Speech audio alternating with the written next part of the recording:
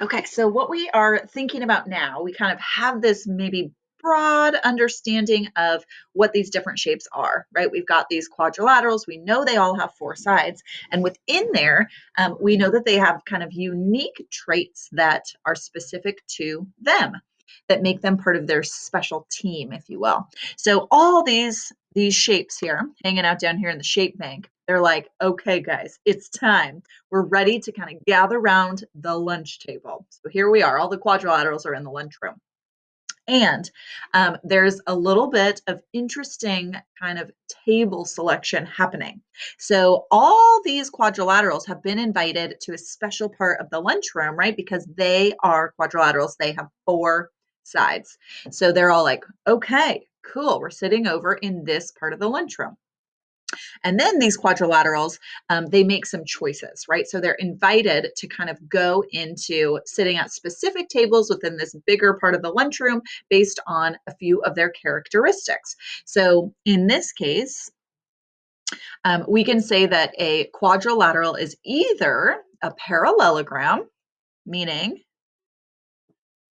it has two sets of parallel sides, or it's not a parallelogram, meaning it has one set parallel sides. So a trapezoid has one set, the top and bottom bases are parallel to each other, but these other sides will intersect if you kept the lines going. They're not parallel. So has one set of parallel sides versus two set of parallel sides. Okay, so then you're like, oh man, that's great. So all the parallelograms come on over here, all the trapezoids come on over here. And then the parallelograms realize, whoa, there's way too many of us. Let's kind of narrow it down a little and see if we can get a little more specific. So when you are a parallelogram, you can have some different features here as well. You can have all of your side lengths be the same measure, right? Or you can have all of your angles be the same measure. So in this situation here,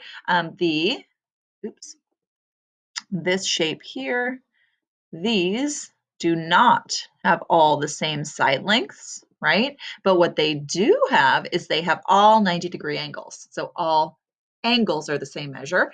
What we have here in this rhombus is we have all of the um, sides are the same length. So every single side here is the same exact measure. Okay. Then the most exclusive of them all, sitting at a table all by themselves, is a square. Because a square is a shape that has all angles the same and all sides the same. So a square is therefore a type of rhombus, and it's also a type of rectangle. A square also is a parallelogram, just like the rectangle and rhombus are, and a square also is a quadrilateral. Now, what a square isn't is a square is not, it's not a trapezoid. So it's not invited over to the trapezoid party, right? Because it has two sets of parallel sides where a trapezoid just has one. So everything that kind of lives below the flow of this hierarchy is true of what's above it.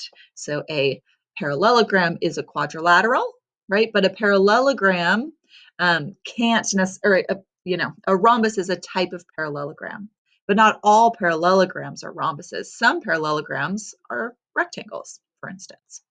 So you can kind of use this sort of visual to help you imagine what traits are a little bit more specific as you kind of travel or flow down the, the quadrilateral lunchroom hierarchy.